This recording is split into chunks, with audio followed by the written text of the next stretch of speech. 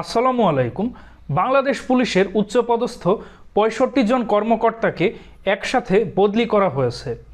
সম্প্রতি স্বরাষ্ট্র মন্ত্রণালয়ের জননিরাপত্তা বিভাগের পুলিশ এক শাখা থেকে দুইটি পৃথক প্রজ্ঞাপনে এই ৬৫ জন কর্মকর্তাকে বদলির আদেশ দেওয়া হয়েছে।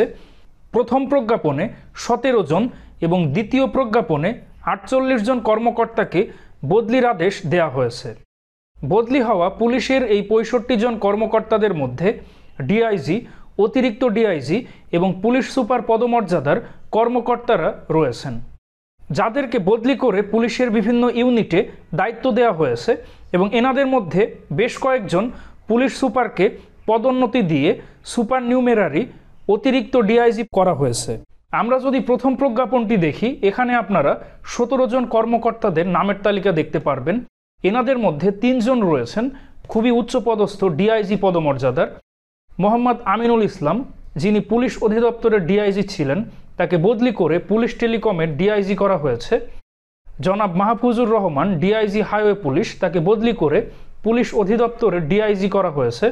জনাব মোহাম্মদ আবুল বাশার তালুকদার, যিনি এপিবিএনের ডিআইজি ছিলেন, তাকে সিআইডির ডিআইজি করা হয়েছে।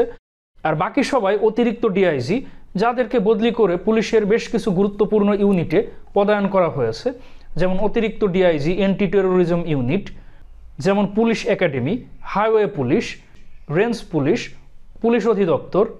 আর দ্বিতীয় প্রজ্ঞাপনে সবাই পুলিশ সুপার এবং পদোন্নতি পেয়ে বেশ কয়েকজন সুপার নিউমেরারি অতিরিক্ত ডিআইজি হয়েছেন।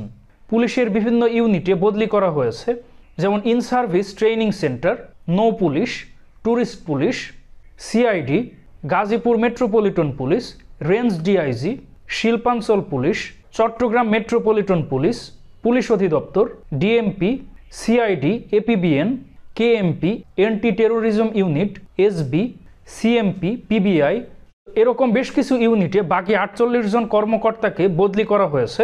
তো দর্শক মণ্ডলী, পুলিশের এই ৬৫ জন উচ্চপদস্থ কর্মকর্তাকে বদলি করে পুলিশের বিভিন্ন ইউনিটে পদায়ন করা হয়েছে এবং জনস্বার্থে জারিকৃত এই আদেশ অবিলম্বে কার্যকর করা হবে। তো এই বিষয়ে আপনাদের কি অভিমত, অবশ্যই কমেন্টে জানান।